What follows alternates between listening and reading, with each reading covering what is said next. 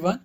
In this video, we will show you how to book a UK practical driving test.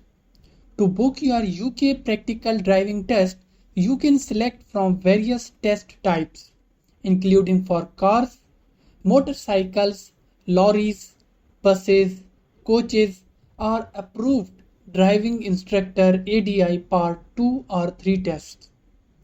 When you begin the booking process, you will be placed in a queue and the system will inform you of the expected wait time.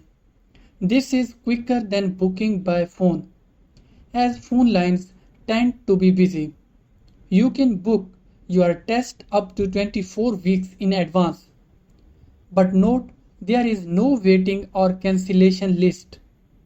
To complete a booking, you will need your UK driving license number, a credit card or debit card for payment, and your driving instructor's personal reference number if you wish to check their availability. You can also check the cost of your test before beginning the booking process. Once you have all the required information, you can proceed to book the test.